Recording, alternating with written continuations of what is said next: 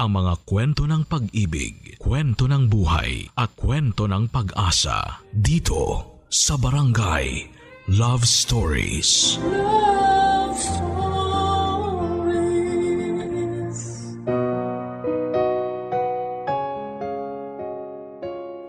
Simula noong nagkaroon siya ng sakit, naging misyon na ng kabarangay nating si Grace ang magbigay ng awareness sa mga tao tungkol sa naging sakit niya.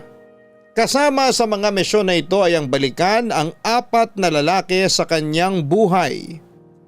Paano niya haharapin ang nakarang ito kung ang bawat isa sa kanila ay may kanya-kanyang rason kung bakit naging parte na lamang sila ng nakaraan ni Grace? Yan ang dapat ninyong abangan dito lamang sa mga kwento ng pag-ibig, buhay at pag-asa sa nangungunang Barangay Love Stories. Dear Papa Dudut, magandang araw po sa inyong lahat. Ako si Grace, 33 years old at isang HIV advocate. Mula ako sa isang masayang pamilya. Isang butihing public school teacher ang nanay ko, samantalang engineer naman ang tatay ko. May isa akong kapatid, si Emily, na siyang sandalan ko sa mga problema ko sa buhay. Ang normal na buhay ko ay biglang nagbago noong 2021 noong na-diagnose ako na merong human immunodeficiency virus o mas kilala sa tawag na HIV. Simula noon ay nagiba na ang pananaw ko sa buhay. Mas pinapangalagaan ko na ang sarili ko dahil prone na ako noon sa mga sakit. Dinadali kasi ng HIV ang immune system ng mga tao. At yun ang dahilan kung bakit marami ang namamatay sa sakit na yon. Dahil madali lang silang dapuan ng iba't ibang karamdaman tulad ng pneumonia, tuberculosis at kung ano-ano pang klase ng impeksyon. Simula noong nagkasakit ako ay hindi na nawala ang katanungan sa isipan ko kung kanino ko nakuha ang virus. 4 na tao lang ang naging boyfriend ko sa buong buhay ko, sina Brent, Roan, Patrick at Toto. Lahat sila ay nagbigay sa akin ng mapapait na alaala na kung maaari ay ayoko na sanang balikan pa. Pero dahil sa sakit ko ay kinailangan kong makipagkita sa kanila ulit para sa contract tracing para malaman kung isa ba sa kanila ang nakahawa sa akin at kung maaari ding nahawaan ko sila ng sakit. Papadudot, una kong nakausap ang pinakahuling boyfriend ko na si Toto, nasa kabutihang palad ay non-reactive naman po siya o sa madaling sabi ay HIV negative. Ngayon ay 3 lalaki pa ang natitira at bilang trabaho ng isang HIV patient nasabihan ng mga naging partner nila o naka-sexual encounter nila tungkol sa naturang sakit ay wala akong choice kundi ang kitain din sila, Papadudot.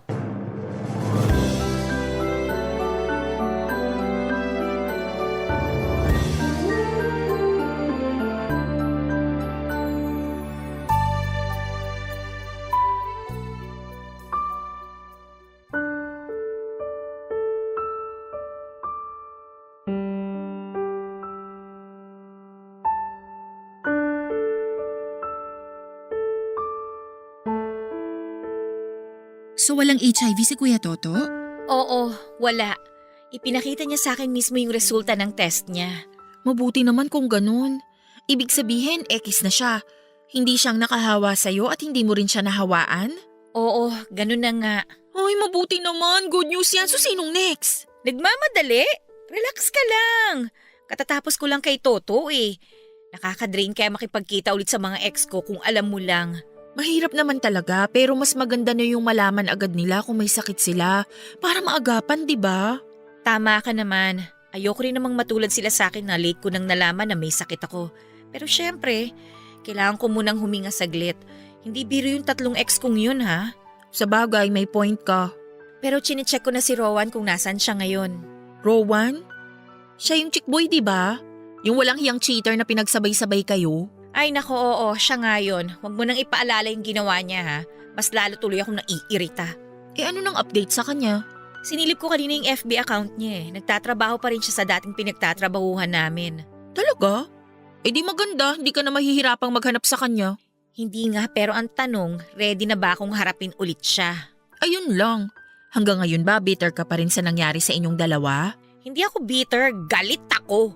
Galit na galit sa ginawa niya sa akin. Ang hinayupak na yun. Halatangang galit ka. Naaalala ko pa nga kung gaano kalala depression mo nung niloko ka ng Rowan na yun eh. As in ilang araw kang walang ligo nun. Kahit kami rito sa bahay, amoy na amoy namin yung heartbreak mo eh. Sira ulo ka, no?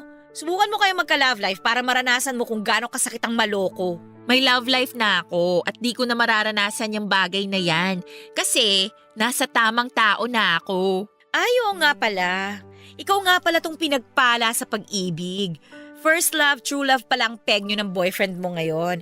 Sana nga hindi mo maranasan ang naranasan ko kasi nako sure ako hindi mo kakayanin. Sa'yo ko natuto eh. Kinailangan mong masaktan para may matutunan ako. At talagang ako pang ginawa mong basihan para hindi ka mapunta sa maling tao, ha? Siyempre, ikaw ang ate. Ikaw yung unang nakaka-experience ng lahat ng bagay. Tsaka para saan pa't naging takbuhan mo ko ng mga problema mo kung wala naman pala akong matututunan sa'yo, di ba? Eh di dapat ako pala nililibre mo kasi marami ka nang nakuha sa akin base sa mga experience ko. Hayaan mo, kapag yumaman ako, hindi kita kalilimutan. Anyway, mabalik tayo sa Rowan na yan. Paano mo siya kakausapin? Anong plano mo? Ay, hindi ko nga alam eh. Nag-iisip pa ako kung anong i-message ko sa kanya. Sabihin mo na agad sa kanya yung totoo. Eh di hindi siya nagpakita sa akin, ano ka ba? Paano kung matakot din siya katulad ni Toto? Mabuti na yung magkita muna kami ng personal para ma-explain ko sa kanya na maayos ang lahat. Gusto mo samahan kita? Wag na. Mas maganda yung one-on-one kami lalo na't personal yung pag-uusapan namin. Okay. Pero kung sakaling kailangan mo ng rest back, nandito lang ako ah. Chance mo na to para bumawi sa kanya. Baliw ka talaga, no? Hindi ko naman hihilingin na magkaroon din siya ng sakit tulad ko. Hindi naman yun yung ibig kong sabihin eh. Basta, good luck na lang sa muling pagkikita nyo.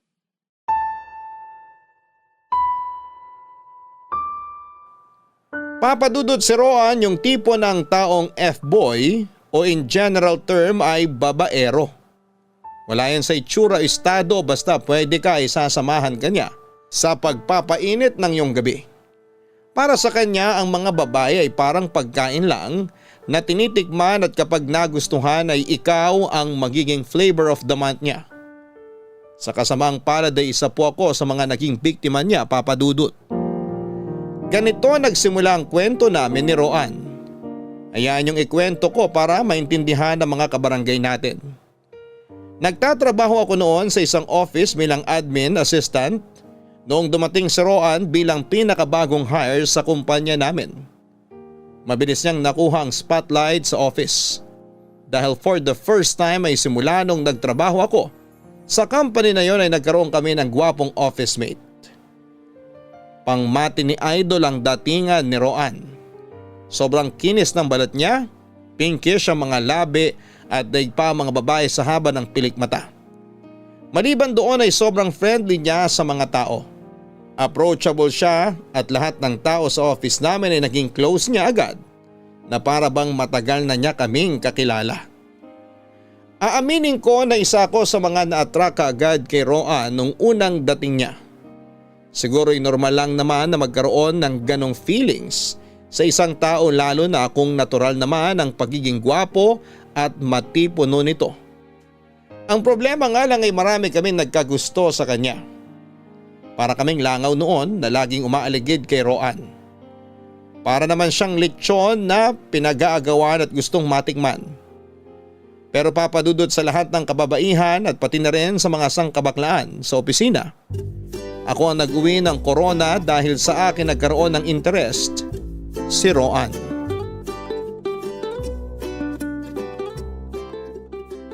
Oh my gosh! Sino yan? Ha? Wala to. Nakita ko yun eh. Kala mo ba? Sino yung lalaking sinuzoom mo dyan sa cellphone mo? Ikaw ha, ang talas talaga ng paningin mo. Amin na, patingin. Usok ka. Tabi ako dyan Wala sa'yo. nga to, doon ka na nga. Ang skip-skip na nga dito eh. Patingin na. Bago mo bang boyfriend yan? Hoy, hindi ah. Eh ano? Pakita mo na kasi. Cute siya eh. O yan, pagsawaan mo hanggat gusto mo. Oh my gosh, ang cute niya! Sino to? Bago namin katrabaho sa office. Talaga? Akala ko artista. Naka-filter ba to? Baka naman sa picture lang pogi ah. Nakikita mo na ngang stolen shot eh. Paano ko malalagyan ng filter yan? So pogi nga siya in person? Anong pangalan niya? Rowan, nakilala lang namin siya nung Lunes. First day niya sa trabaho.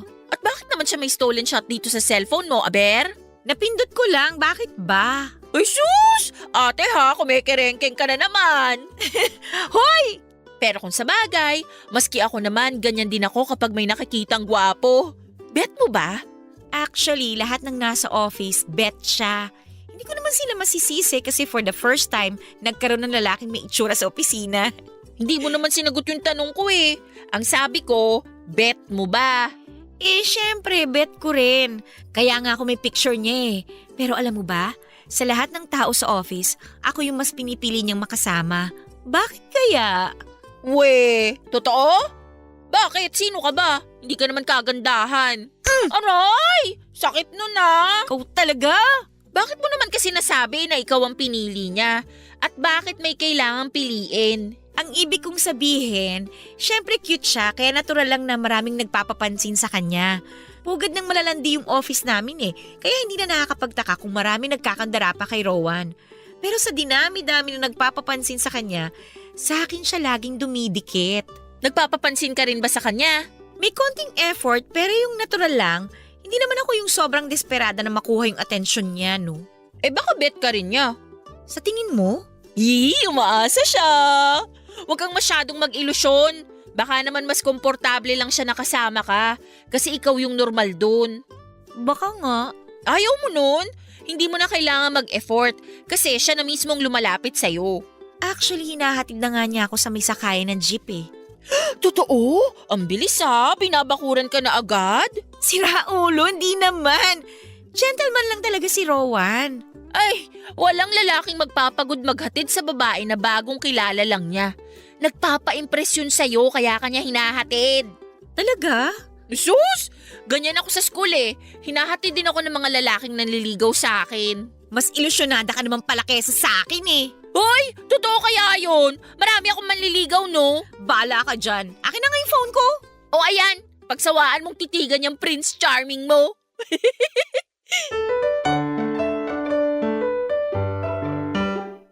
Sa mga sumunod na buwan ay nagkaroon kami ng sariling routine ni Roan. Lagi niya akong inaantay pa uwi para ihatid sa sakayan ng jeep. Mula sa opisina namin ay kailangan ko noong maglakad ng 10 minuto papunta sa paradahan ng mga jeep ng mag-isa. Pero simula nung nakilala ko si Roan ay nag-offer siyang samahan ako sa paglalakad kahit na sa bandang south pa siya, umuuwi at pa-north naman ako. Ang kalye na yon na araw-araw nang naging parte ng buhay ko. Ang naging saksi kung papaano umusbong ang pagkagusto ko kay Roan, Papa Dudut. Ang closeness namin ni Roan ay agad na napansin ng mga katrabaho namin. Inakala nga nila noon na may something na sa aming dalawa kaya ang ilan na nagkakagusto sa kanya ay unti-unti nang dumistansya kay Roan. Ang totoo niyan ay wala naman talagang namamagitan sa aming dalawa noon ni Roan pero ramdam ko at ng mga tao sa paligid namin ang chemistry sa pagitan naming dalawa. Parang kami na hindi, walang label ang relasyon namin pero ang mga galawan namin noon ay parang magkasintahan na. Dumating sa punto na maging ako ay nalilito na kung ano ba talaga ang meron kami. Gusto ko siya, totoo yon pero hindi ko alam kung gusto rin niya ako. Ang pagiging concerned at gentle kasi niya sa akin ay talaga namang nakakaakit. Pero minsan, marami ang nakaka-misinterpret ng mga ganong bagay. May chance na friendly at gentleman lang talaga si Roan at baka mali lang ang pagkakabasa ko sa mga ginagawa niya. Pero may chance din naman na katulad ko ay may gusto rin siya sa akin at ang mga ginagawa niyang kabutihan ay maaaring may laman din. Papa Dudut, para malinawan, ako na mismo ang nagtanong kay Roan kung ano ba talaga ang score naming dalawa. Papa Dudut, para makapagbigay ng konteksto, mabait naman talagang tao si Roan. Sweet siya at hindi lang sa akin kundi pati na rin sa iba pang mga tao. Ang ipinagkaiba nga lang ay ako ang lagi niyang kasama. Ako ang laging tinatabihan niya, sinasamahan niya at paboritong kinakausap. Kumpara sa iba, mas mapagbigay siya sa akin. Ako yung laging inaaya niyang kumain sa labas at minsan ay binibigyan din niya ako ng mga regalo at pagkain. Doon nagsimulang makatunog ang mga katrabaho namin na baka nga may relasyon kaming dalawa. Ganon pa man ay lagi naming nililinaw sa lahat na magkaibigan lang talaga kami ni Roan. Wala namang girlfriend that time si Roan, at least yun ang sinasabi niya sa amin. Single ang nakalagay sa status niya sa social media accounts niya at never ako nakakita ng mga post na may kasama siyang ibang babae. Ganon pa man, sa hinaba-haba ng mga buwang pagsasama namin ni Roan, kung saan ay tinatrato niya akong parang girlfriend, hindi ko na natiis pa ang mixed signals na ibinibigay niya sa akin. Para malinawan ang utak ko at para na rin matapos na ang mga haka-haka sa office, ay ako na mismo naglakas ng loob na magtanong sa kanya.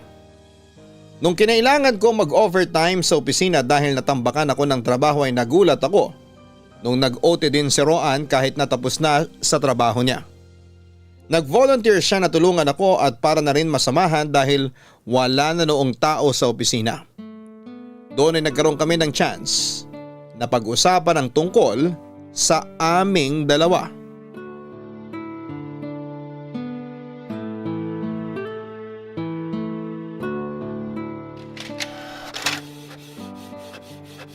Alam mo, hindi mo naman kailangan magstay ngayon eh. Okay lang naman. Walang kaso to sa akin. Total, wala naman akong gagawin sa bahay eh. Friday ngayon, wala ba kayong lakad ng friends mo? Di ba kayo gumigimik? Sawa na ako sa mga ganyan. Nasulit ko naman na yan nung kabataan ko eh. Sa ngayon, mas masaya ako rito. Talaga ba? Kailan pa naging masaya ang mag-overtime? Masaya kasi gusto ko yung kasama ko. Lo, kung ano nung sinasabi mo dyan di nga, ano ba talaga? Bakit ka nagstay pwede ka namang umuwi? Pwede naman pero syempre, nasanay na akong hinahatid ka papunta dun sa sakayan ng jeep. Since hindi kita may ihahatid ngayon kasi nga OT ka, aantayin na lang kita.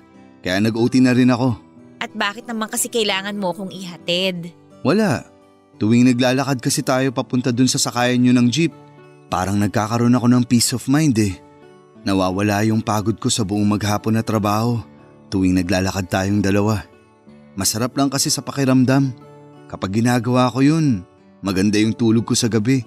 Talaga ba? Oo. Ikaw ba?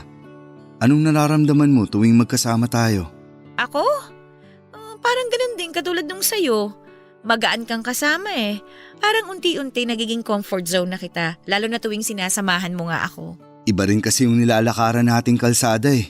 Tahimik. Walang tao. Medyo romantic, lalo na naglalakad tayo dun tuwing palubog na yung araw. Oo nga eh, pero may tanong ako sa'yo. Ano yun? Bakit ako?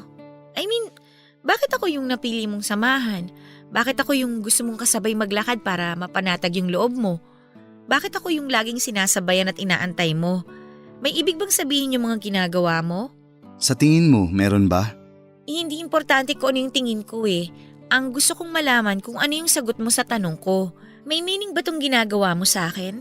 Kung tinatanong mo kung may gusto ba ako sa'yo kaya ako ganito ka-concerned sa'yo, tama ka. Gusto nga kita, Grace. Talaga? May gusto ka sa akin? Hindi ba halata?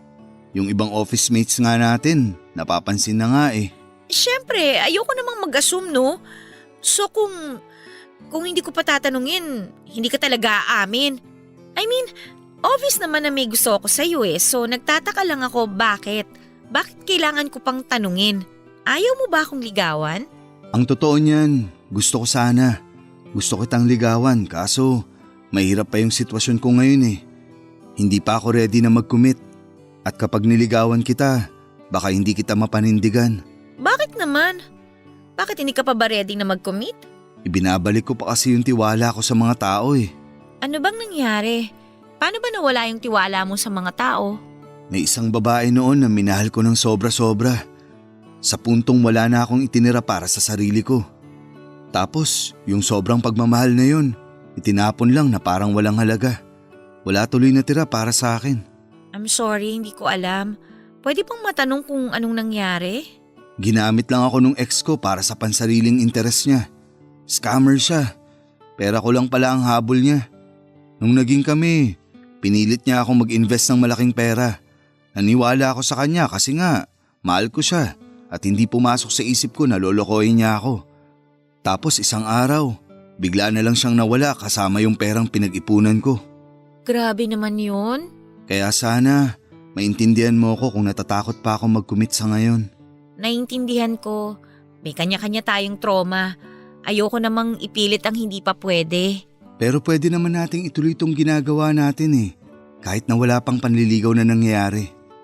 Parang wala din namang ipinagbago kahit na manligaw ako o hindi. May label man tayo o wala. Ganito pa rin naman magiging turingan natin sa isa't isa, di ba? Gusto kita, gusto mo ko. Ituloy na natin to kahit na hindi pa tayo officially mag-on. Pwede naman. Subukan natin, wala naman sigurong mawawala.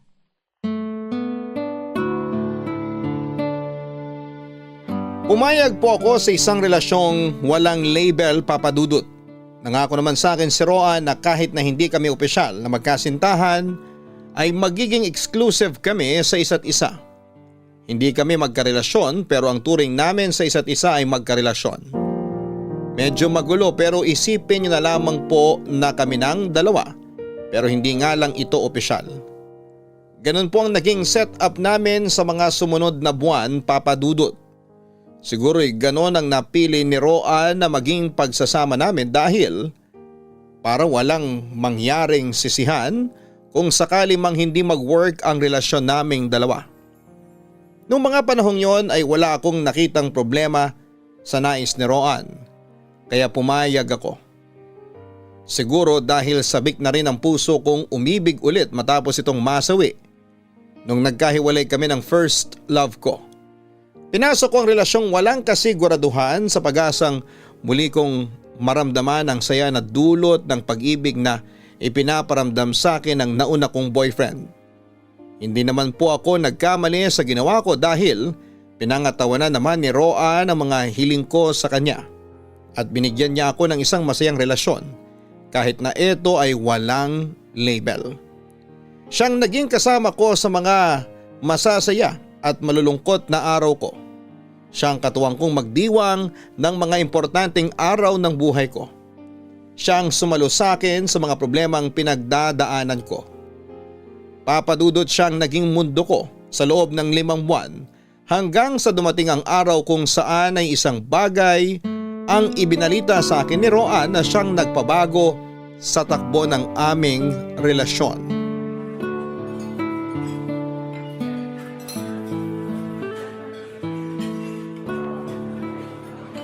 Fairness, masarap yung pagkain nila dito ha. Masarap talaga. Kaya nga naging paborito ko tong restaurant na to Balita ko, artista ang may-ari nito. Talaga? Sino? Hindi ko na maalala yung pangalan. Basta babae. Maganda rin kasi yung ambience tsaka pasok sa budget yung menu nila. Aminin mo nga, ilang babae na bang na-date mo rito? Wala. Ikaw pa lang ang nadadala ko rito.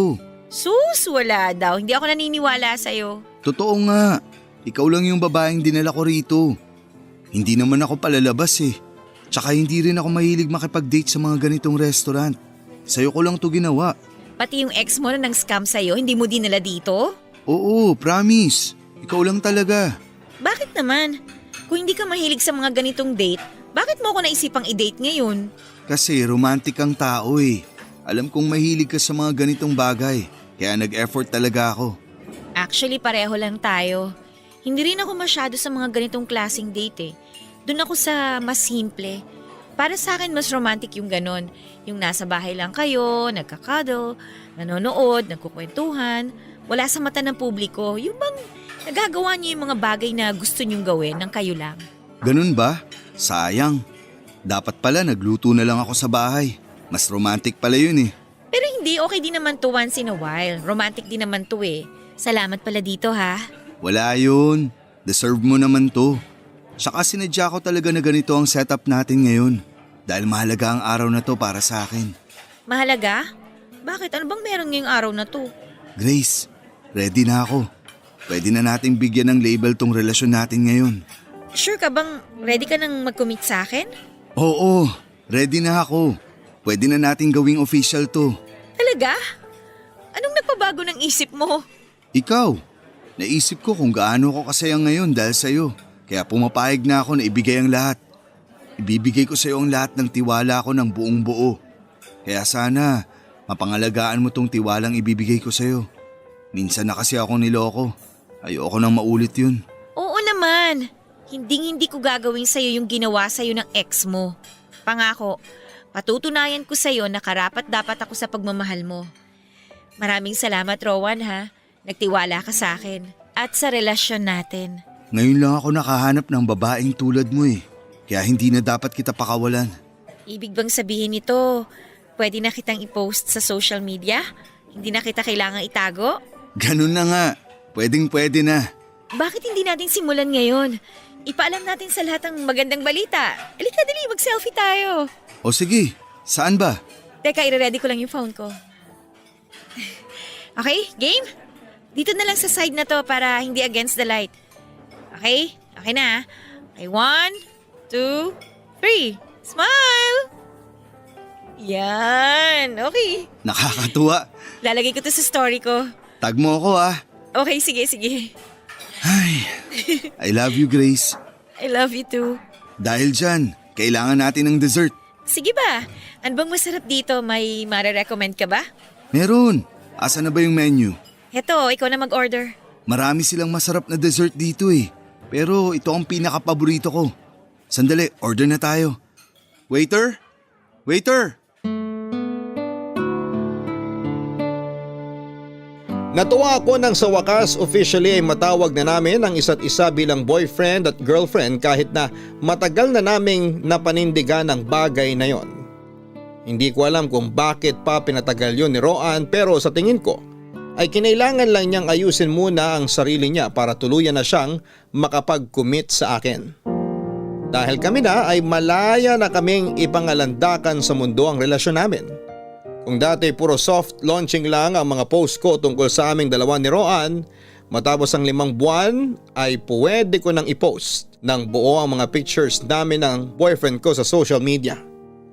Marami ang nagulat, marami ang natuwa pero higit sa lahat ay masaya ako na sa wakas ay hindi na nakalutang sa ere ang relasyon namin. Papadudot naging maganda ang relasyon namin ni Roan sa sumunod na 1 taon. Pero hindi ko inaasahan na may tinatawag palang 1-year rule kung saan ay doon ka na magpapasya kung ang taong kapiling mo na ba talaga ang paninindigan mo sa panghabang buhay. Sa taong yun mo mapatutunayan kung totoo ba talaga ang pag-iibigan ninyo. Dahil makalipas ang 1 taon dapat ay alam nyo na sa isa't isa kung dapat nyo nang pagkatiwalaan ng inyong kapareha. Dapat ay seryoso na raw ang relasyon ninyong dalawa at wala na kayong iba pang pag-iisipan, kundi ang inyong future, Papa Dudut. Sa totoo lang ay wala naman pong naging problema ang itinakbo ng relasyon namin ni Roan matapos ang mahigit 1 taon. Ito ay nung wala pa akong nalalaman sa mga pinaggagawa ng boyfriend ko noon. Sabi nga nila mas tahimik ang buhay kung hindi mo alam ang lahat at ganun nga po ang nangyari sa akin. Noong mga panahong magkasintahan pa lamang kami ni Roan. Pero nung time na unti-unti nang lumabas ang katotohanan ay saka na lang nalinawan ang isipan ko sa mga nangyayari. Hindi lang pala ako ang girlfriend ni Roan ng mga panahong nagsasama kami, Papa Dudut. Marami kami at lahat kami ay pinagsabay-sabay niya nang hindi ko namamalayan. Nalaman ko ang totoo ng isang babae ang lumapit sa akin. Aksidente raw niyang nakita ang picture namin ni Roan sa Facebook at noong nag-imbestiga siya ay nagulat na lamang siya noong napagtanto niyang girlfriend ako dahil nung panahong yun ay girlfriend din daw siya ni Roan. Ipinakita niya sa akin ang mga picture nila ni Roan na magkasama sa iba't ibang lugar. Pero ang paliwanag sa akin ng babae, iba ang Facebook account na gamit ni Roan sa kanya at iba rin para sa akin. Kaya naman pala nakabaliktad ang pangalan nito sa Facebook dahil may ibang account pala siyang gamit. Dahil sa nalaman ko ay agad kong kinumpronta si Roan tungkol sa nabunyag na katotohanan.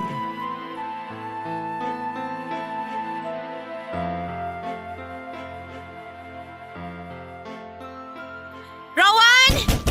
Rowan! Buksan mo tong pinto! Sandali, nandyan na. Oh, Grace, anong ginagawa mo rito ng ganitong oras? Akala ko ba may lakad kayo ng kapatid mo? Mag-usap nga tayo. Papasukin mo ako, ayoko mag-iskandalo dito sa labas ng apartment mo. O sige, pumasok ka. Anong meron? Bakit naman galit na galit ka? May kilala ka bang Margie? Margie? Sino yun? Wala akong kilalang Margie. Talaga? Hindi mo talaga kilala? Huwag ka nga magsinungaling! Wala nga akong kilalang Margie. Sino ba yun? Nagkausap kami ni Margie. Nalaman ko na girlfriend mo pala siya. Totoo ba yun? Maliban sa akin, may iba ka pang girlfriend? Ha? Saan naman ang galing yan? Ano bang pinagsasasabi mo? Ikaw lang ang girlfriend ko. Tigilan mo nga ako dyan sa pagtatanga-tangahan mo. Lalo lang umiinit yung ulo ko eh. Tapatin mo nga ako. May girlfriend ka bang Margie? Wala nga. Ano ba? Ah, wala? Okay. Ipaliwanag mo tong mga pictures na to ngayon. Ano yan? Itong nasa cellphone ko, tingnan mo. Galing kay Margie itong mga litrato na to. Sinend niya sa akin pagkatapos naming mag-usap. Sino ba kasi yan? Patingin nga. Huwag mo nang ikailayan. Bistado ka na eh. Yang tinitingnan mo ngayon, picture niyong dalawa yan ni Margie. Hindi lang yan isa ha. Marami pa yan kung ayaw mo talagang maniwala. Ah, ex ko to. O ngayon ex na. Kanina lang wala kang kilalang Margie, di ba? Naalala ko na siya. Nawala lang siya sa isip ko kasi hindi naman Margie ang tawag ko sa kanya kundi Marge. Ito na ba yun? Ito lang yung ikinakagalit mo? Lang? Rowan, nilalang mo to? Dalawa kaming pinagsasabay mo, tapos lang ang tawag mo sa problemang to? Hindi ko kayo pinagsasabay, Grace. Ano bang pinagsasasabi mo? Tapos na kami niyan ni Marge. Ex na nga, di ba? Paano mo mapapatunayang ex mo to at hindi mo girlfriend? Sabi mo, kinakausap ka niya, di ba? Oo!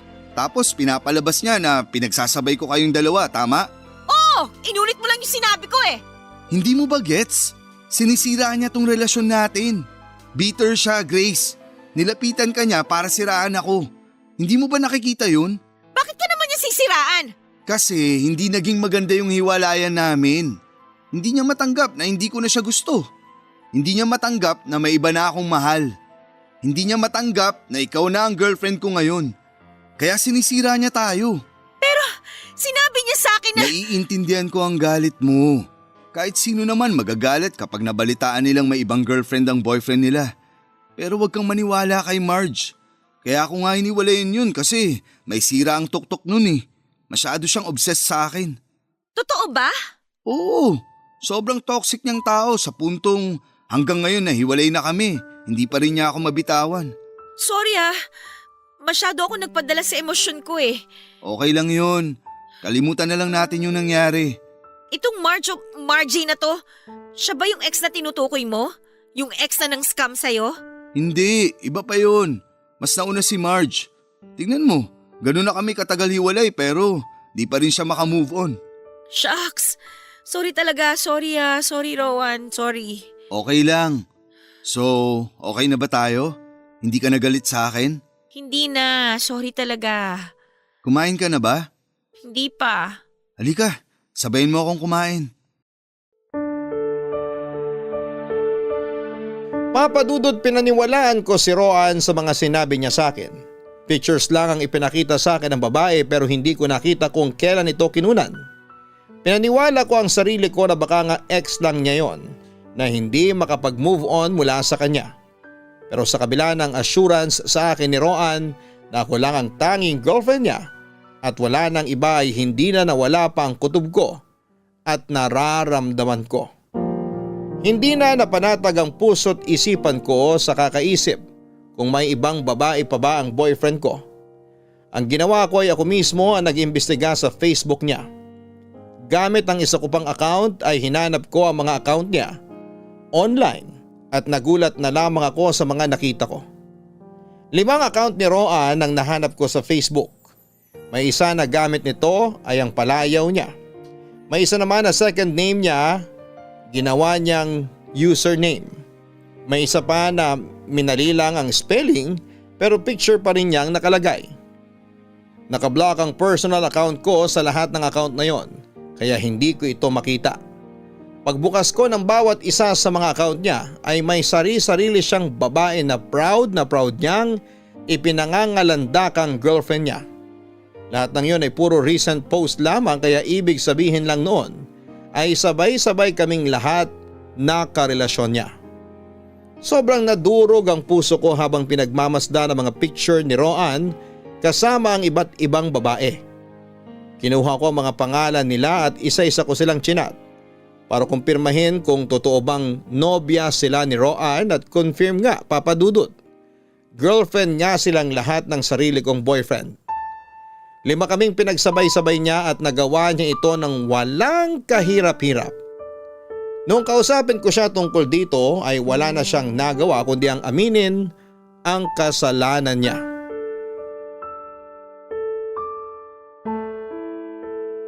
Grace, sorry. Nalate ako. Sobrang traffic eh. 2 oras mo akong pinaghintay dito tapos traffic lang ang irarason mo? Wala ka bang ibang idadahilan? Traffic naman talaga eh. Anong magagawa ko kung rush hour na? Rush hour lang ba talagang rason kung bakit late ka o may pinuntahan ka pang iba? Saan naman ako pupunta? Galing ako sa bahay. Nag-video call nga tayo bago ako lumabas, di ba? Sigurado kang hindi ka galing sa isang hotel? Hotel? Ano namang gagawin ko ron? Nandito na naman tayo. Magmamaang-maangang portion na naman. Alam ko kung saan ka galing, Rowan. Ano na naman ba to? Ikaw ang magsabi kung ano ba talaga to. Masaya ka ba na nakakapanloko ka ng tao? Ha? Anong pinagsasasabi mo? Diretsahin mo na kasi ako. Ano bang gusto mong palabasin? Wala akong gustong palabasin. Ang gusto ko, ikaw mismo ang umamin. Umamin saan? Sa katarantaduhang ginagawa mo. Akala mo hindi ko alam na galing ka sa hotel? Anong tawag doon? Quickie? Mabilis ang pagpapalabas ng init ng katawan? Ha? Anong sinasabi mo? Kasama mo si Tracy, di ba? Nag-check-in kayo ng 1 oras para magparaos. Tama ba ako? Hindi kita maintindihan. Sinong Tracy ang pinagsasasabi mo? Bistado na kita, Rowan. Huwag ka na magsinungaling. May group chat kami, alam mo ba? Kaming 5 na girlfriend mo ngayon, may sarili kaming GC. Si Margie, si Tracy, si Gabby at si Samantha. Pamilyar ba yung mga pangalan na yon, ha? Kala mo hindi ko alam na 5 kaming pinagsasabay mo? Grace! Gusto mo isali kita sa GC namin? Updated kami dun sa mga ganap mo. Kagabi sabi mo sa akin maaga kang matutulog. Pero nag-update si Samantha sa GC na nag-aaya ka raw ng inuman. Nag-inom kayo, di ba? Tapos 3:00 na madaling araw tumawag sa'yo si Gabby para makipagkita. Naalala mo pa ba? O baka lasing ka na nung time na yon? Pinuntahan mo rin siya. Alam ko yon. Kala mo hindi ko alam? Ilang linggo ka na namin pinaglalaroan, Rowan. Pagkatapos mo kay Gabby, pinauwi ka na niya kagad, di ba? Kahit na gusto mo pa sanang round 2. Tibay mo rin eh, no? Ako nagsabi no na pauwiin ka na. Kasi tatawagan kita pag gising ko ng 5:00. Nakakahiya naman eh. Baka mabisto ka kaya tinulungan na kita. Hindi ko talaga alam kung ano itong mga pinagsasasabi. Aray! Hanggang ngayon, harap-harapan ka pa rin talaga nagsisinungaling sa akin? Ang kapal talaga ng mukha mo, sobrang kapal ng mukha mo! Hindi totoo yung mga paratang mo sa akin. Ano ba talagang gusto mong gawin, ha? Sabihin mo sa akin. Gusto mo bang maghiwalay na tayo? Shucks! Oh my gosh! Ang tigas din talaga ng pagmumukha mo, no? Ano to? Wala talagang aminan kahit mamatay? May pruweba ako, Rowan. Gusto mo i-post ko sa social media lahat ng screenshot ko sa mga chat mo? Gusto mo itag ko pa bawat account na gamit mo para malaman ng lahat ang kagaguhang pinaggagawa mo? Tinatanong mo ako kung anong gusto kong gawin? Gusto kitang patayin, hayop ka! Anong ginawa ko sa'yo, ha? Bakit kailangan mo akong ganituhin? Minahal kita, Rowan. Minahal kita ng totoo tapos ganito yung isusukli mo sa akin? May nalalaman ka pa nun na hindi ka pa handang magtiwala pero ikaw naman pala tong hindi mapagkakatiwala ang hinayopak ka! Walang niya ka, baboy ka talaga! Anong tingin mo sa akin, ha? Damit na pagkatapos gamitin, papalitan ng bagong damit? My gosh, ang tanga-tanga ko! Sobrang tanga ko! So ano? Makikipaghiwalay ka na sa akin? Aba, bobo ka ba? Malamang! Sinong tanga magpapatuloy na mahalin ng isang katulad mo? Baliw na lang ang gagawa nun! Di okay. Maghiwalay na tayo. Kapal talaga ng mukha nito! Gusto kitang mumurahin pero nagtitimpi lang talaga ako. Hindi ako ganung tao kaya karma na lang ang babawi sa'yo. Wala ka nang ibang sasabihin? Wala na! Alisin mo na yung pagbumuka mo sa harapan ko at wag ka na magpapakita sa akin! Okay, alis na ako.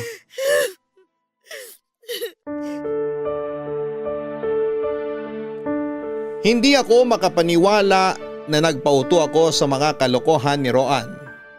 Masyado akong nabulag sa mga magagandang bagay na ginawa niya sa akin sa puntong hindi ko na nakita pa ang mga red flag sa relationship namin. Dala ng bugso ng damdamin ay nakipaghiwalay ako kay Roan. Umasa ako na habulin niya ako at magmamakaawa siyang bigyan ko siya ng second chance, pero siya pa mismo ang umalis, Papa Dudut. Yun ang masakit. Tinanggap niya ang hiwalayan naming dalawa na parang wala kaming pinagsamahan. Kung sa bagay, wala naman talaga siyang dapat ikabahala dahil marami naman siyang reserbang babae. Pero sobrang sakit lang sa part ko dahil minahal ko siya ng totoo. Ibinigay ko nga sa kanya ang lahat sa pag-aakalang siya na ang taong para sa akin. Yun pala ay marami pala kami naghahati sa puso niya. Dahil sa nangyari ay napilitan ako mag-resign sa trabaho at naghanap ng ibang work. Hindi ko maatim na muling makita ang pagbumukha ng lalaking nanloko sa akin ng harap-harapan. Sa huling araw ko nga sa opisina ay parang walang nangyari kung umasta si Roan. Sobrang saya pa nga niya habang nakikipagbiruan sa mga katrabaho namin habang wala silang kalam-alam sa nangyaring hiwalayan naming dalawa. Umalis ako ng opisinang yon na hindi kami nagkausap. Hindi man lang niya ako nilapitan para humingi ng tawad o magpaalam. Ni hindi niya ako tinignan sa mga mata para sana maipakita ko sa kanya kung gaano ako nasaktan sa ginawa niya. Nagpatuloy lang siya sa buhay niya na para bang wala siyang sinirang pagkatao. Papadudot ang lahat ng yon ay pilit kong kinalimutan noong sumunod na taon. Pero makalipas ang mahabang panahon, heto ako ngayon at muli ko na naman siyang kikitain dahil sa sakit ko. Papadudot, hindi na active noon ang Facebook account ni Roan na dating ginagamit niya para sa akin, pero nahanap ko ulit ang isa sa 5 account niya at yun ang minessage ko para makipagkita sa kanya. Sobrang nandiri ako nung nakita kong sobrang excited pa siya na nag-message ako sa kanya. Ang unang tanong niya sa akin ay kung na-miss ko raw ba siya. Halos maibato ko noon ang cellphone ko dahil sa inis dahil kung umasta siya ay parang wala siyang ginawang masama sa akin. Kung pwede lang sanang hayaan ko na lamang siya at wag ko na siyang hikayating magpa-HIV test. Pero dahil nagbago na ako at dahil sa mga pinagdaanan ko ay mas naging mabuting tao na ako. Mas pinili ko pa rin ang tama. Nagpakatao ako sa kanya at in-invite ko siyang makipagkita sa akin kahit na ayaw na ng puso't isipan ko. Sa katunayan, pinilit pa ako ng kapatid kong si Emily na huwag na lang siyang kitain dahil alam ng kapatid ko ang hirap na pinagdaanan ko dahil kay Roan. Parang safe naman na raw sabihin siya ang nakahawa sa akin ng HIV dahil siya itong maraming nakarelasyon. Pinagsabay-sabay niya kaming 5 at hindi na nakapagtataka kung siya mismo ang nagpakalat ng sakit na yon. Pero katulad nga po ng sinabi ko, mahirap ang mag-assume at manisin ng tao lalo na pagdating sa sakit na HIV. Dapat lahat ay kumpirmado at nakabase sa medisina para walang pagkakamaling mangyari. Saka isa pa, Papadudot, since walang HIV ang huling ex ko na si Toto, pwede kong sabihin na wala rin si Roan. Kasi kung nagkataong nahawa ako kay Roan, dapat may HIV na ako bago pa man maging kami ni Toto. Pero negative ang resulta ni Toto. Kaya gagawin ko lang to kasi una, kailangan kong mag-contact tracing at pangalawa ay gusto ko na ring balaan si Roan at hikayatin siya na magpa-test para sigurado. Nilakasan ko na lamang ang loob ko at ang galit na nararamdaman ko para kay Roan ay pilit kong ibinaon sa limot para muling makaharap ang taong minsang dumurog sa aking puso. Sa dating kumpanya namin pa rin siya nagtatrabaho. Sa kalye kung saan araw-araw naming nilalakad papunta sa paradahan ng jeep. Muli kami nagkita roon pero sa pagkakataong yun ay hindi na namin sabay nilakad ang nasabing daan. Kundi magkasalungat kaming nagtagpo sa gitna ng naturang kalye na naging parte ng aming nakaraan.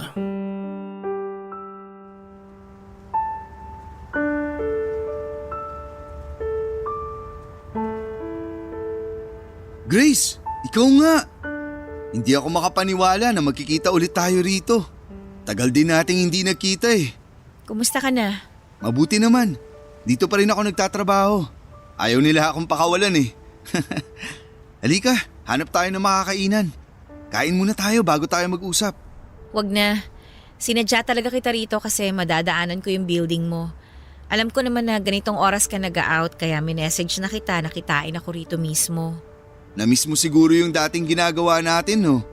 Dati, dito tayo naglalakad tuwing inaatid kita sa sakayan ng jeep. Naaalala mo pa ba? Wag na natin balikan yung nakaraan. Tapos na yun eh. O sige, pero sigurado ka? Ayaw mo maghanap ng mas magandang pwesto para makapag-usap tayo ng maayos? Wag na, dito na tayo. Katulad pa rin naman ng dati tong lugar. Walang pinagbago. Tahimik pa rin tsaka walang gaanong tao. Okay, sige. Pero sandali, ano nangyari sa'yo? Habang pinagmamasdan kitang naglalakad kanina mula sa malayo, parang hindi ikaw yung dating Grace na nakilala ko. Ang laki ng ipinayat mo eh. Kagagaling ko lang kasi sa sakit eh. Talaga? Bakit? Ano nangyari? Mamaya ko na ikukwento kung bakit. Ikaw rin, pumayat ka. Oo, stressed sa work eh. Okay. Kala ko nagkasakit ka rin. Ang payat mo nang tingnan ngayon ah. Hindi ka na kasing tikas katulad nung dati. Nagbago man ang itsura ko, matinik pa rin to. Wala ka pa rin talagang pinagbago. Ang kapal pa rin ng mukha mo. So bakit nga gusto mo makipagkita? Namiss mo ako? Ayoko na talaga makipagkita sa'yo kung pwede nga lang sana eh. Pero kailangan kitang masabihan tungkol dito sa sakit ko.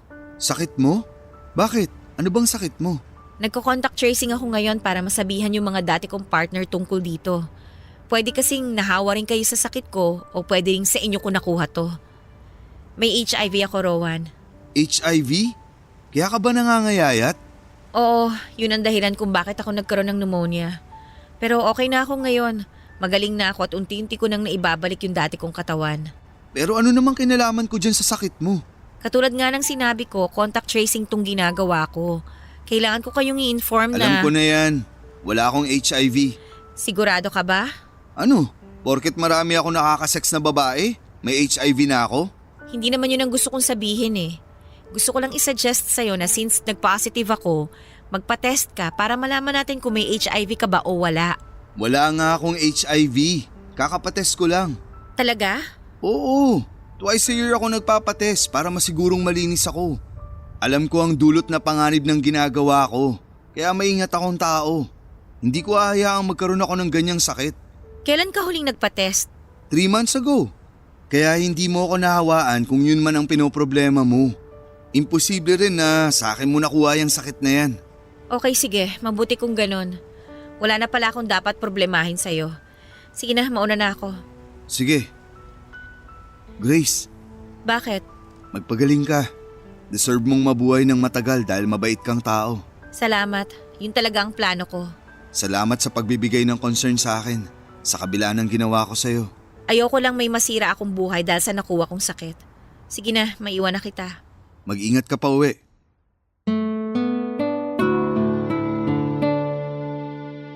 Papadudot na kahinga ko nang malaman kong twice a year pala ako magpa-test si Roan. Ibig sabihin lang noon ay safe siya at wala siyang sakit. Mabuti na yon dahil hindi ko na kailangan pang makipagkita pa ulit sa kanya matapos ang pag-uusap namin yon. Nung nakumpirma kong walang sakit si Roan ay muli na kami nagkahiwalay ng landas at pinagpatuloy ko na ang paglimot ko sa kanya. Kailanman ay hindi ko pa rin siya mapapatawad sa ginawa niya sa akin dahil hanggang noong nagkita kami ulit ay wala akong naramdamang pagsisisi sa ginawa niya.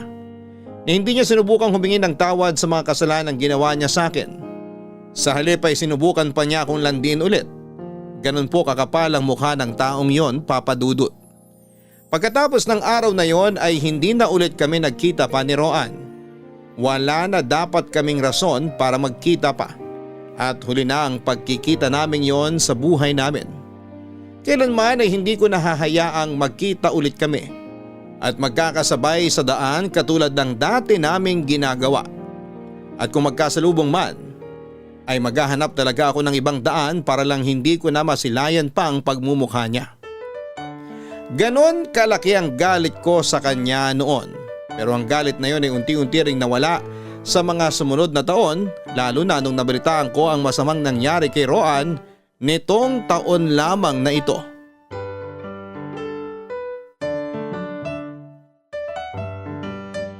Okay na ba to para sa Pride March? Sabi ko sa'yo gamitin mo yung t-shirt na pinagawa namin eh. Ayoko.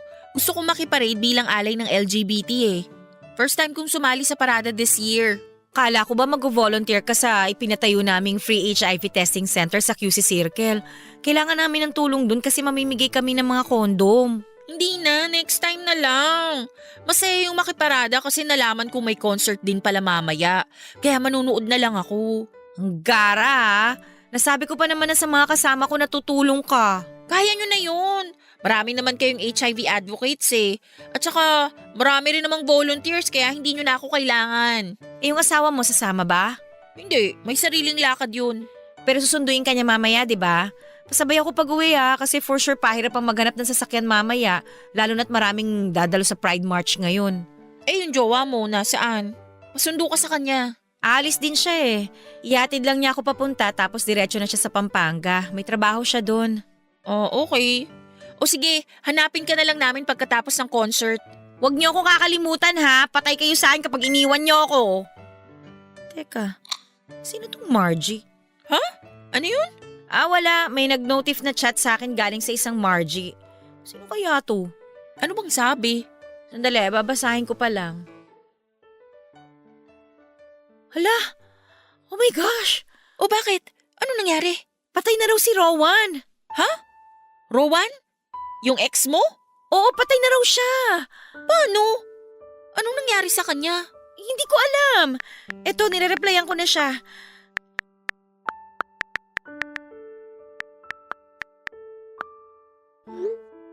Teka, itong Margie.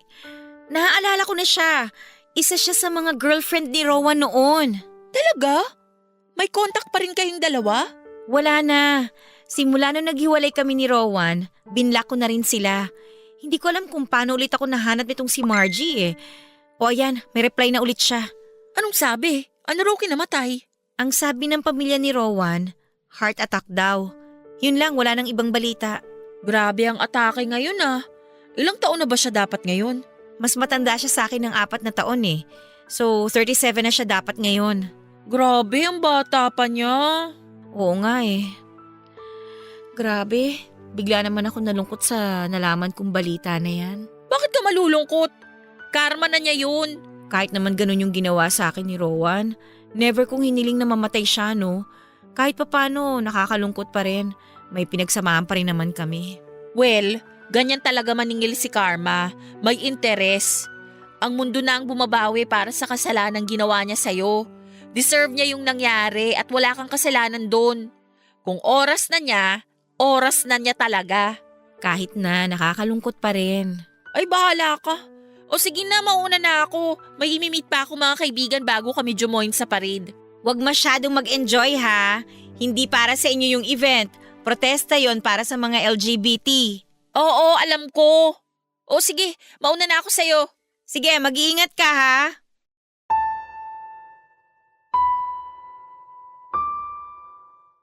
Nakakalungkot man pero ganon talaga ang buhay.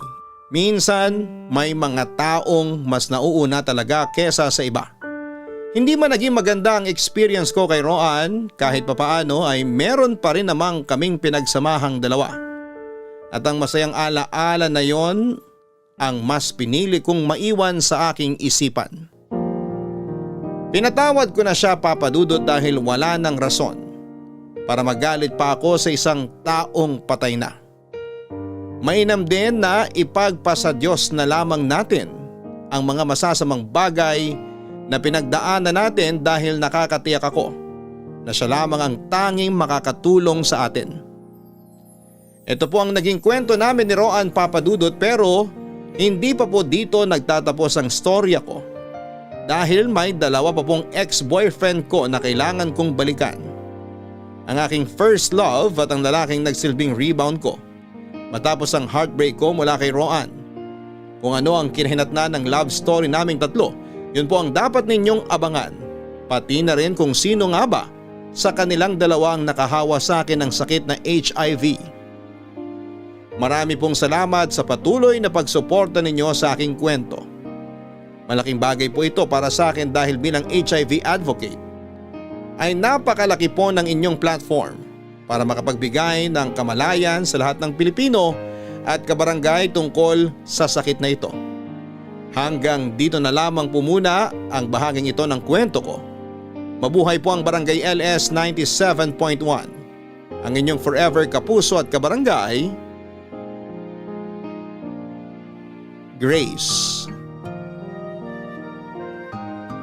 Ang sabi nila, madali lang daw kontrolin ang tadhana, pero ang kapalaran ay hindi natin ito hawak.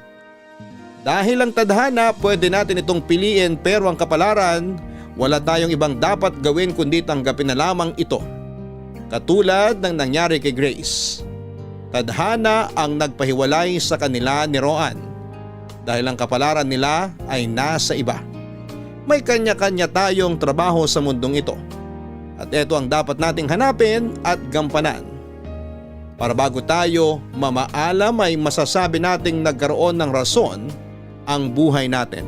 Hanggang sa muli, ako po ang inyong si Papa Dudut sa mga kwento ng pag-ibig, buhay at pag-asa sa Barangay Love Stories number 1. Sabay-sabay nating pakinggan ang iyong kwento ng pag-ibig, buhay at pag-asa. Ipadala lang sa barangaylovestories@yahoo.com. Nagustuhan ng iyong napakinggan? Ituloy yan via live stream sa www.gmanetwork.com/radio. Barangay Love Stories. Love Stories. May iba sa atin na naniniwala na ang kaligayahan ay matatagpuan sa piling ng taong tinitibok ng puso natin. Kahit ang totoo ay hindi naman natin kailangan na umasa sa iba para maging totoong masaya. Ikaw kapuso, minsan ka na bang nagmakaawa para mahalin ka ng taong mahal mo?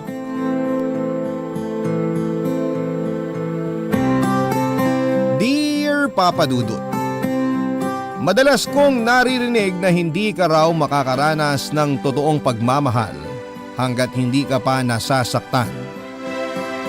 Para sa akin, mas mararamdaman mo na tunay ang isang pag-ibig kung alam mo kung paano pahalagahan ang sarili mo.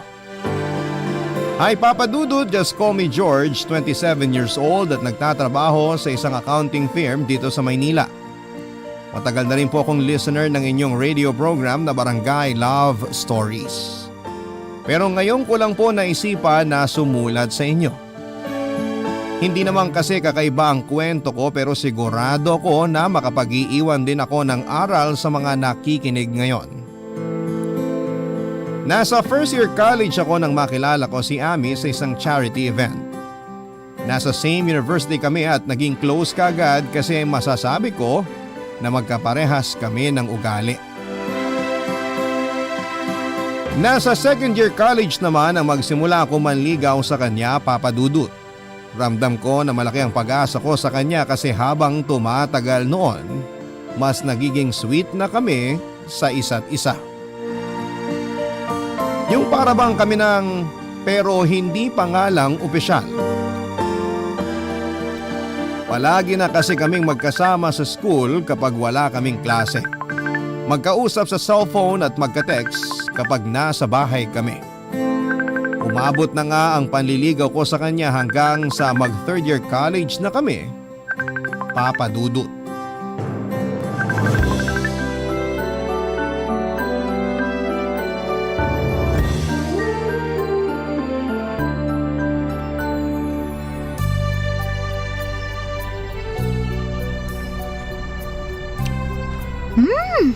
Ang sarap naman itong macaroni salad na gawa mo, George. Naks, salamat at nagustuhan mo, Ami. Sobra! Ano ba nilagay mo dito? Hindi nakakaumay yung lasa, ha? Wala naman akong special ingredient na nilagay dyan. We, hindi nga. Alam mo, gumagawa rin naman ako ng macaroni salad. Pero bakit hindi naman ganito kasarap? Baka kasi ang nilalagay mo lang nakahalo ng mayonnaise, condensed milk. Bakit? Ano pa bang dapat na ihalo dun? Pwede mo siyang haluan ng heavy cream o kaya all-purpose cream para hindi masyadong matamis o maasim. Saka maganda rin ang magiging texture ng dressing ng salad. Oo nga, no? Minsan kasi napapasobra rin sa asim o tamis yung salad na ginagawa ko tapos malabnaw pa. Kaya nga mas okay na lagyan mo ng mga ganong cream para mag-balance ang lasa nila. Yun kasi ang pangontra sa asim. Tapos hindi pa ganong katamis. Alam mo, ang dami ko talagang natututunan sa'yo pagdating sa pagluluto. Hindi naman. Konti lang din naman ang alam ko. Anong konti? Ang dami ko kayang nalalaman na secret recipe o ingredient mula sa'yo. Natutunan ko lang din naman yung mga yun sa nanay ko. Kasi mahilig siyang magluto. Buti ka pa. Si mama kasi walang kahilig-hilig magluto. Pero thank you kasi dinala mo ako dito sa park. Sobrang relaxing pala dito. Ayaw mo kasing manood ng sine ngayon. Saka ayaw mo rin na tumambay sa mall. Kaya ito ang naisip ko na tambayan natin. Mas okay nga dito kaysa doon sa mga dati nating pinupuntahan eh. Kasi mas tipid. Sira. Mas okay dito kasi hindi ganun karami ang tao tsaka hindi rin maingay. Sa bagay.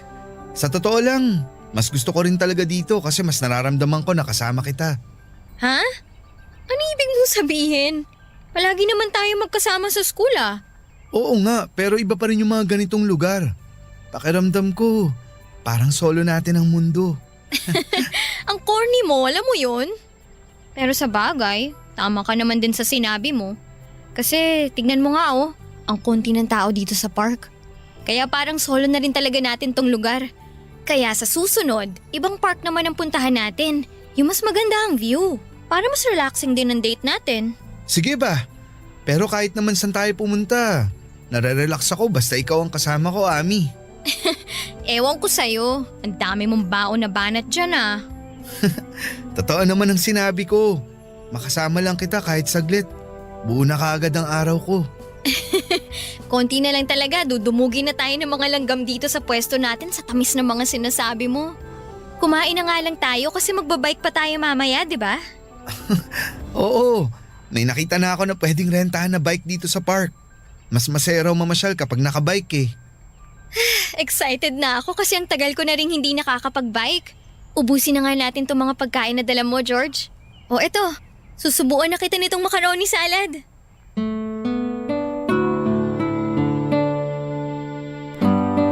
Papadudot akala ng ibang mga kaibigan ko ay may relasyon na kami ni Ami. Kasi nga madalas nilang nakikita na sweet kami sa isa't isa.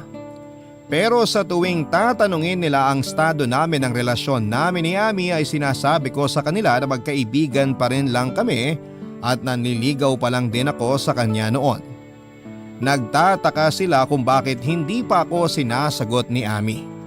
At sa totoo lang ay medyo naiinip na rin ako pero syempre hindi ko yon pinapakita kay Ami.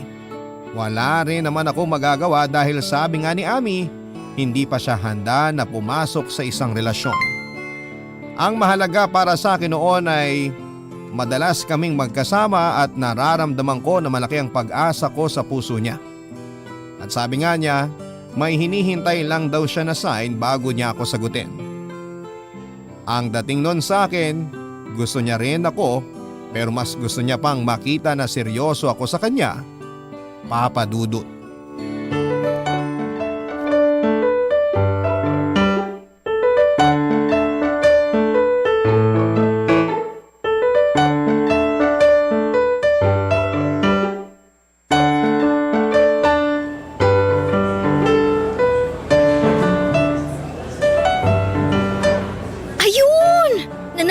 Sa nilalaro ko dito sa cellphone ko. Sakto kasi malapit na rin palang magsimula ang klase namin. Sasabihan na nga sana kita na may 7 minutes ka na lang bago ang klase nyo. Mabuti natapos ka na dyan sa nilalaro mo. Naaliw kasi ako masyado dito sa bagong game na dinownload ko. Makapag-ayos na nga ng mga gamit ko. Nga pala Ami, may gagawin ka ba bukas? Bukas? Mga anong oras? Mga lunchtime siguro. Kung lunchtime, wala naman kasi sa umaga ko sasamahan si mama na mag-grocery. Bakit? Anong meron? May nakita kasi ako na bagong bukas sa Korean restaurant dun sa mall. Mahilig ka sa mga Korean food, di ba? Tara, dun tayo mag-lunch bukas. Sige, tara. Libre naman ako ng lunchtime. Okay, sunduin nila kita bukas. Hi George! Hi Ami! Hello, Leo. Sakto ang dating mo kasi paalis na rin ako dito sa kantin. Samahan mo tong kaibigan mo ang bagal kumain. Kanina pa niya kinakain yung chami niya hanggang ngayon di pa ubos. Mabagal kasi talaga kumain yan si George. Tama! Uy, grabe kayong dalawa sa akin ha. O sige na, alis na ako at baka malate pa ako sa klase ko. Okay, basta yung lakad natin bukas ha. Opo, hindi ko kakalimutan. Sige na, mauna na ako sa inyong dalawa. Bye! May date kayo bukas ni Ami? Oo, itatry namin kung masarap dun sa nakita kong bagong bukas na Korean restaurant sa mall na malapit dito. Fan nga pala ng Korean movies at series yang si Ami no? Sinabi mo pa, kaya nga pati mga Korean food naging hilig na rin niya eh. George? Matanong ko lang ha. Wala ka bang naririnig tungkol dyan sa nililigawan mo? Naririnig? Anong ibig mong sabihin? Sa totoo lang, medyo nagulat nga ako nang makita ko kayo dito na magkasama eh. Ha? Bakit naman? Eh kasi, narinig ko dun sa isang kasamaan ko sa soccer team na parang nagkakamabutihan na raw sina Ami tsaka si Ed. Yung badminton player dito sa school natin. Ay nako Leo, huwag ka nga masyado nagpapaniwala sa mga ganyang chismis. George, alam mo naman na hindi ako mahilig maniwala sa mga ganong chismis. Kaya lang kasi, Ano? Bakit hindi mo matuloy ang sinasabi mo? Kasi nga parang nakita ko si Ami tsaka si Ed sa plaza nung isang araw. Magka-holding hands silang dalawa. Uy bro, bakit hindi ka na nagsalita dyan? Wala naman kasi akong dapat sabihin. Sa'yo na nanggaling na hindi ka naman sigurado na silang dalawa nga ang nakita mo. Kaya ang mabuti pa, umorder ka na ng pagkain mo. Kasi dumadami na ang estudyante dito sa kantin.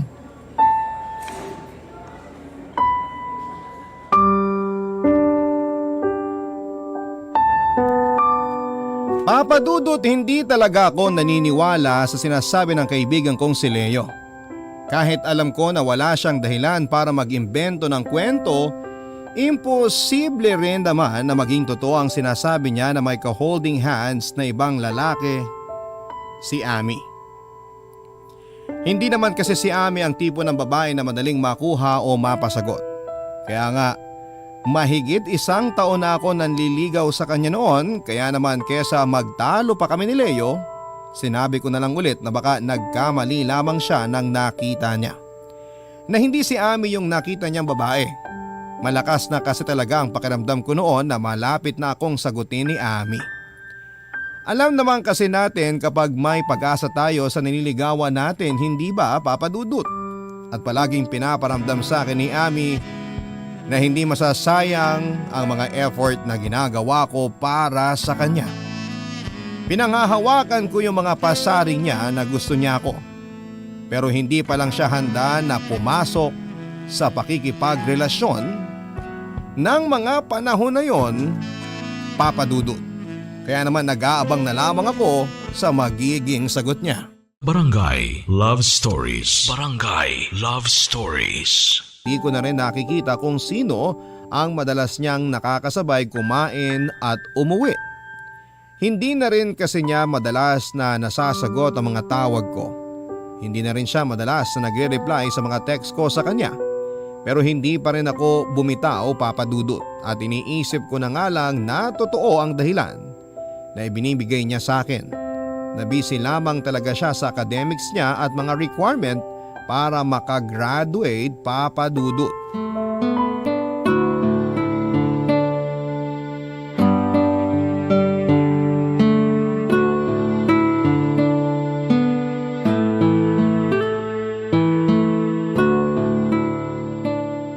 Ami!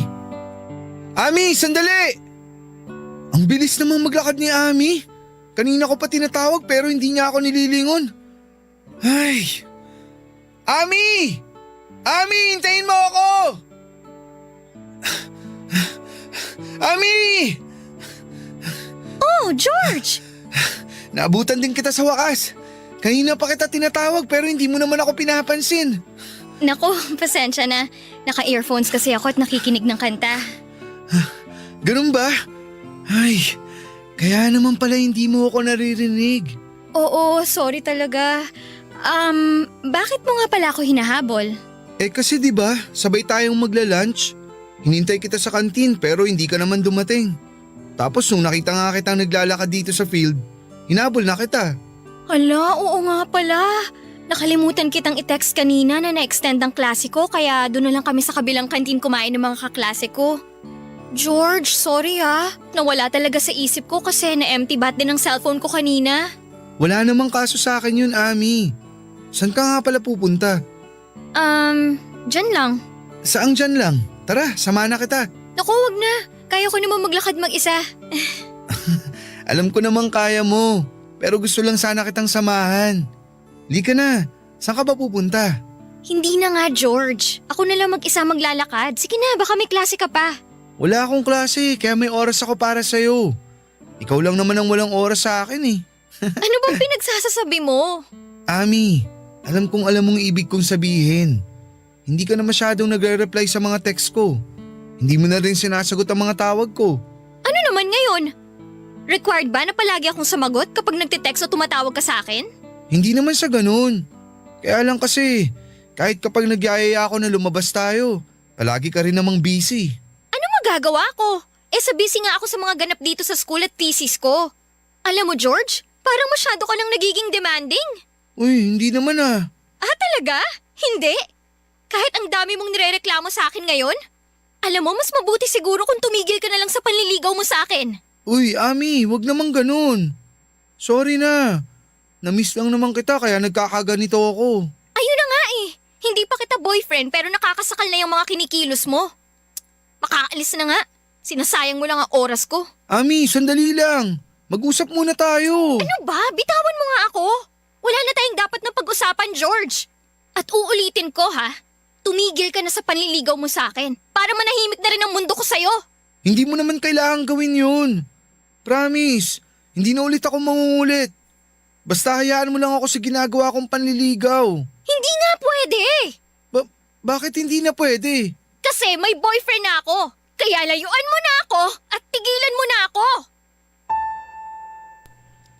Papadudod sa kabila ng mga sinabi sa akin ni Ami ay hindi rin kagad ako sumuko sa kanya. Palagi pa rin ako nagtitext sa kanya kahit na hindi na siya nagre-reply. At minsan din ay nilalapitan ko siya kahit ayaw na niya akong kausap. Nagpapadala rin ako ng regalo sa bahay niya kahit na hindi ko sigurado kung tinatanggap o tinatapon lang ba niya yon. Gusto ko lang na makita niya na ako ang mas karapat-dapat na lalaki para sa kanya. Na ako na lang sana ang piliin niya. Pero dumating ang araw na napagod at sumuko rin ako at tuluyan na akong huminto sa paghahabol ko kay Ami. Mabuti na lang papadudot patapos na rin ang huling taon namin sa kolehiyo kaya naman nagawa kong makapag-move on kaagad. Lumuwas ako ng Maynila at dito na nagtrabaho. Malaking factor din kasi yon na hindi ko na siya madalas na nakikita kaya nagawa ko rin kalimutan si Ami. Sinimulan kong mag-focus sa sarili ko pero wala pang isang taon ang nakalipas ay nagkaroon kagad ako ng bagong inspirasyon. Hindi nga nagtagal ay naging girlfriend ko rin ang inspirasyon kong si Isabel, papadudot.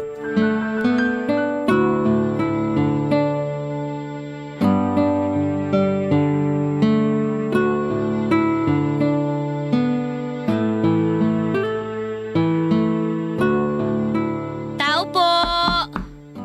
Tao po! Sino kaya yung kumakatok sa labas? Nakatulog pala ako dito sa sofa. Teka, anong oras na ba? 1:00 na pala ng madaling araw. Sinong pupunta dito sa apartment ko ng ganitong oras? George! George, nandyan ka ba? Oh, Tao boses po! ni Isabel yun ah. Ano bang ginagawa niya dito ng ganitong oras? Buksan ko na nga yung pinto.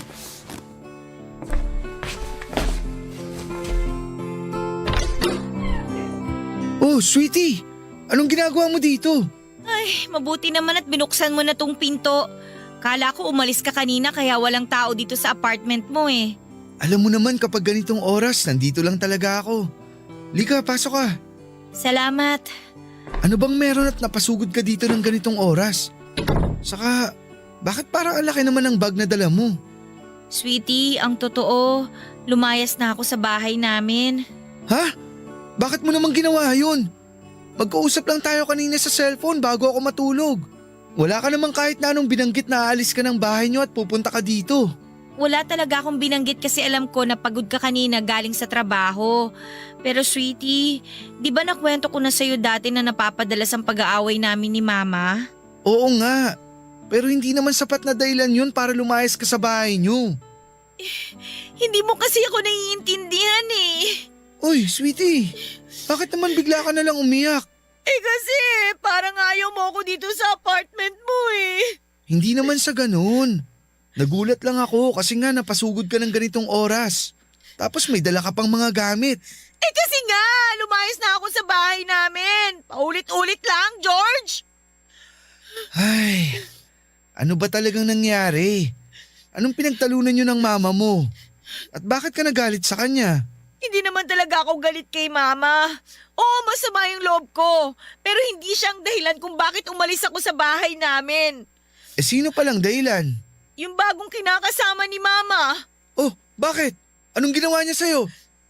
Ang totoo, George. Matagal ko na siyang nahuhuling binobosohan ako habang naliligo sa banyo. Umaalis din naman kagad siya kapag nahuhuli ko siya. Sinabi ko yun kay Mama dati. Pero nagalit lang si Mama at sinabihan ako na wag raw ako mag-imbento ng kwento. Kaya lang kanina habang nasa palengke si Mama, natakot na talaga ako. Kasi naramdaman ko na pinipilit buksan ng boyfriend ni Mama yung pinto ng kwarto ko. Mabuti na lang nakadobulak ang pinto ko noon kaya hindi niya ako nagawang pasukin sa kwarto. Pero hindi ko na kayang magtiis sa pangmamanyak na ginagawa niya sa akin. Natatakot ako na tuluyan niya na akong magawa ng masama. Kaya nagdesisyon na ako na lumayas na sa bahay namin. Bakit naman hindi mo kaagad sinabi sa akin ang tungkol dito? Dahil ayoko ng gulo. Ang gusto ko lang, makalayo na kay Mama at sa manyakis na lalaking yun. George, dito na lang ako sa place mo. May trabaho naman ako. Makakapag-share ako sa mga gastusin mo dito. Promise, hindi ako magiging pabigat sa'yo. Basta hayaan mo lang ako dito. Ayoko na kasi sa amin. Natatakot na talaga ako sa boyfriend ni Mama. Pero kung ayaw mo talaga na dumito ako, sige, ayos lang. Wala naman ako magagawa eh. Hahanap na lang siguro ko ng ibang pwede kong tuluyan na bahay. Ano ka ba? Siyempre hindi na kita hayaang umalis. Nagulat lang talaga ako sa biglang pagdating mo kanina. Pero ayos lang sa akin ang lahat. Dito ka na lang sa apartment ko, Isabel. Huwag kang mag-alala. Hindi ko hahayaan na masaktan o malapitan ka ng hayop na lalaking yun. Papadudot, nakilala ko si Isabel sa isang kantin na madalas kong kainan dati sa dati kong pinagtatrabahuhan. Maganda siya at simple lamang kung mag-ayos, mabait din siya at malambing magsalita. Yon ang mga katangian niya na nakakuha ng atensyon ko. Kaya nang maging madalas na ang pag-uusap namin at pagbabatian ay kinuha ko na rin ang pangalan niya sa Facebook, pati na rin ang cellphone number niya. Doon kami nagsimula na madalas na magkausap hanggang sa niligawan ko na nga siya at naging girlfriend. May 3 buwan pa lamang kaming magkarelasyon nang kumatok si Isabel sa place ko at nagsabi na gusto na niyang magsama kami sa isang bahay, papadudot.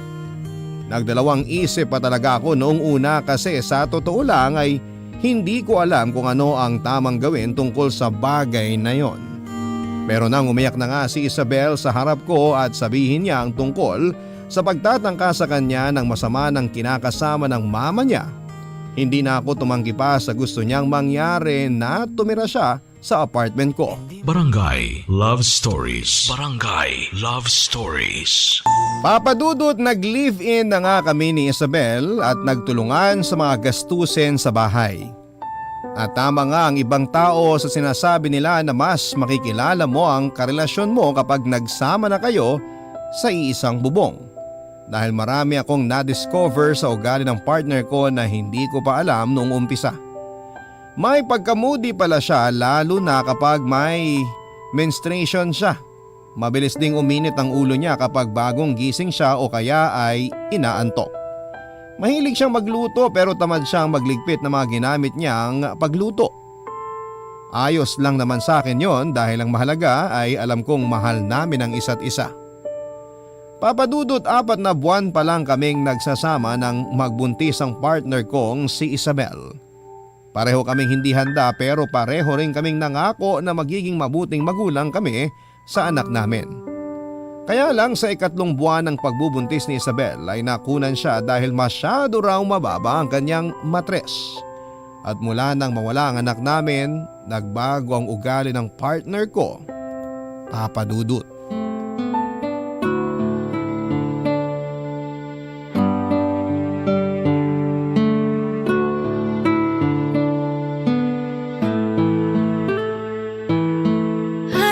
Nakakapagod ang traffic. Grabe.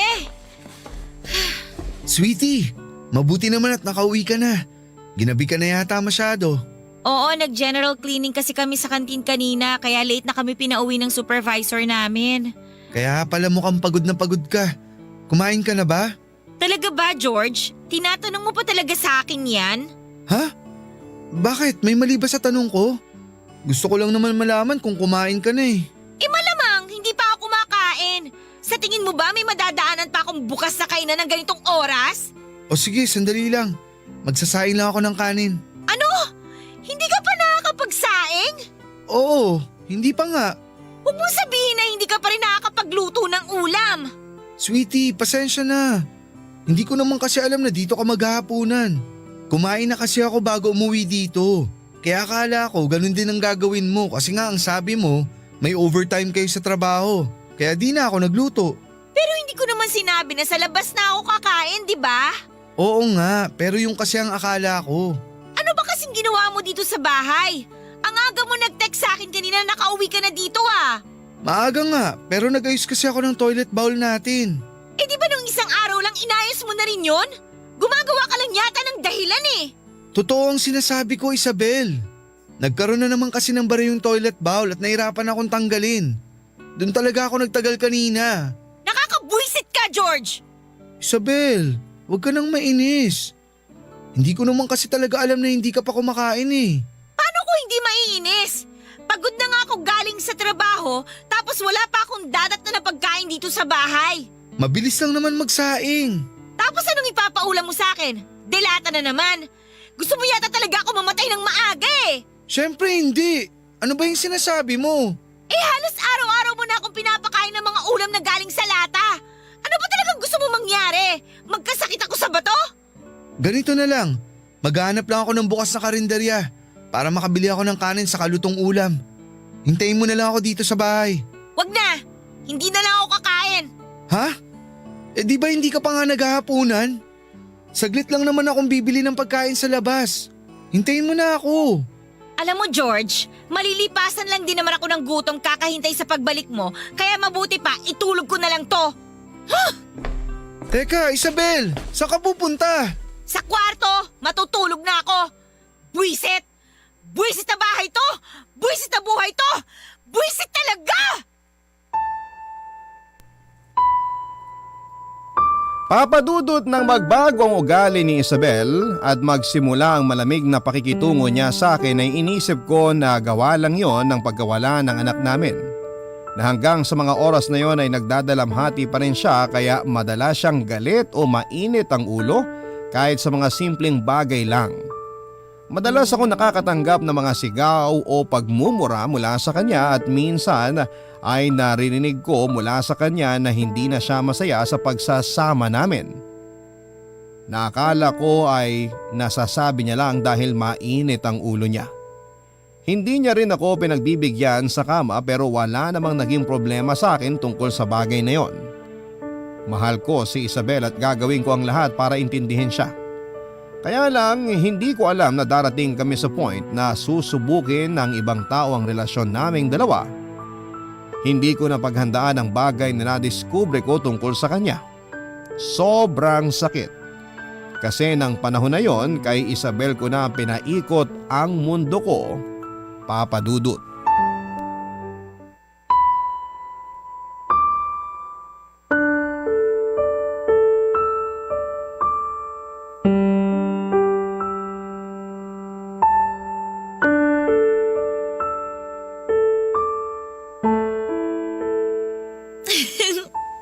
Oo nga.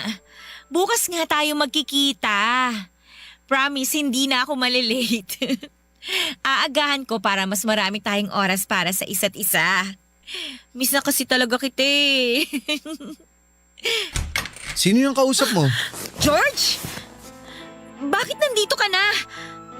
Akala ko mamaya pang uwi mo kasi may overtime kayo sa trabaho.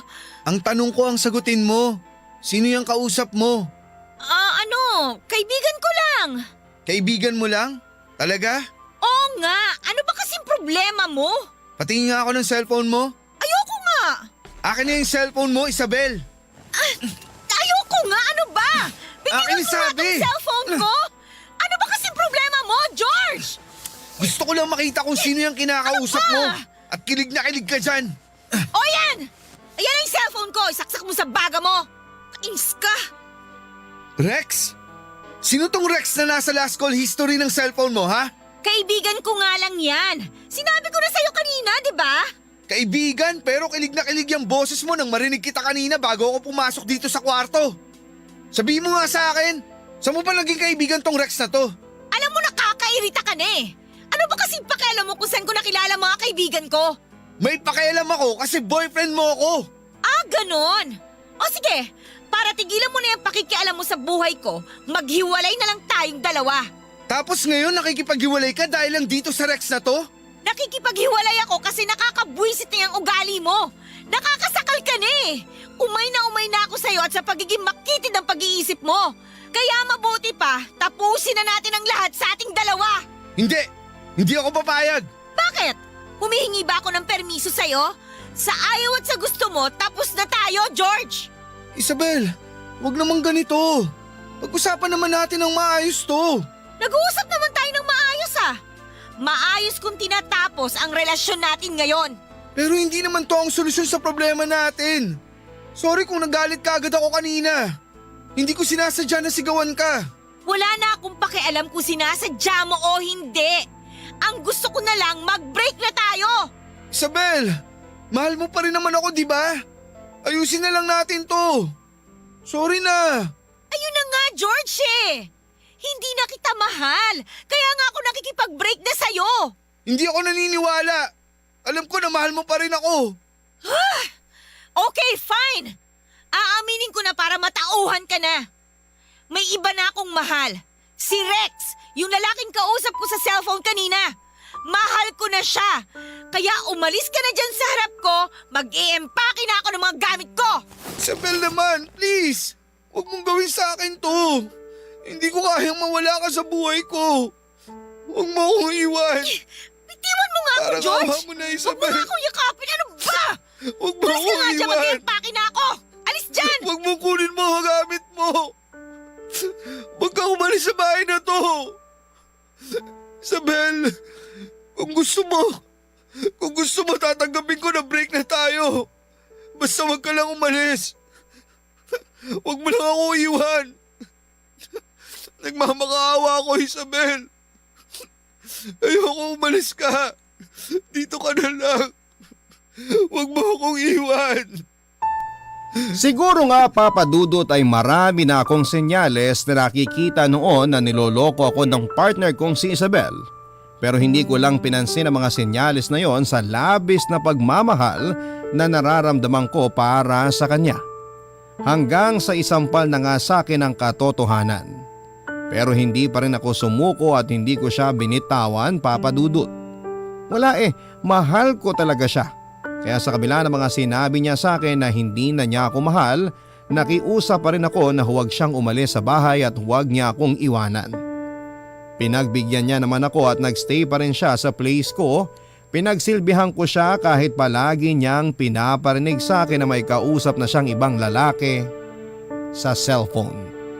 At hindi na talaga ako ang mahal niya, Papa Dudut. Doon ko naisip na minsan sa sobrang laki ng pagmamahal na nararamdaman natin para sa isang tao ay nagiging bulag at bobo na tayo. Wala na tayong ibang iniisip noon kundi hindi sana bumalik tayo sa panahon na mahal pa rin tayo ng taong naging dahilan ng pagiging masaya natin. Na sana mahalin ulit tayo ng taong mahal natin pero may mga bagay talaga na hindi na natin pwedeng balikan pa at may mga pangyayari na hindi na pwede pang magbago.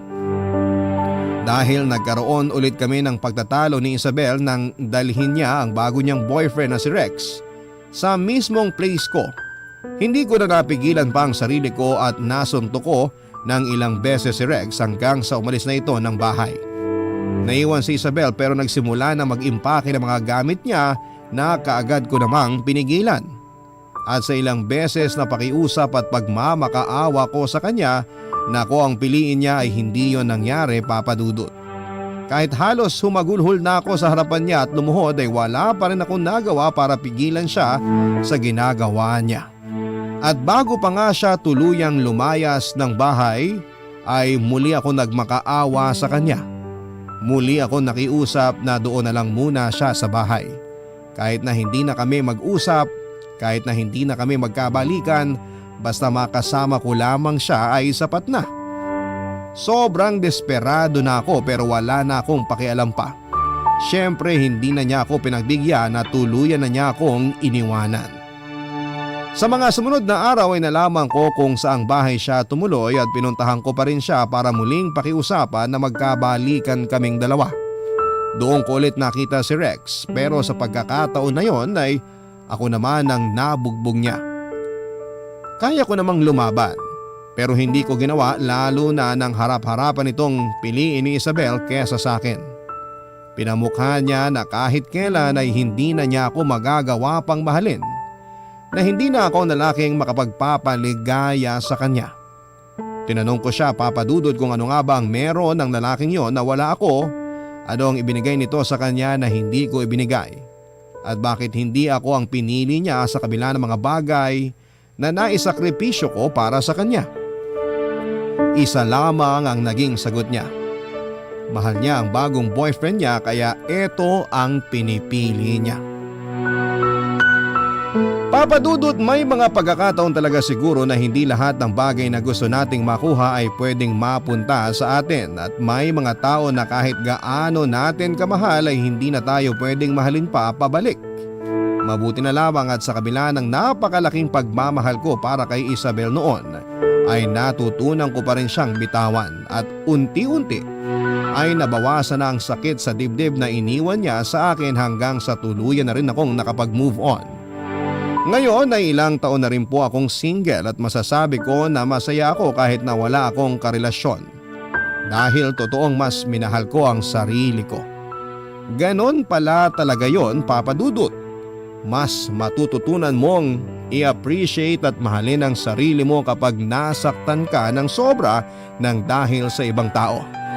Dito ko na rin po tinatapos ang sulat ko, ang inyong forever kapuso at kabarangay, George. Barangay Love Stories. Love Stories.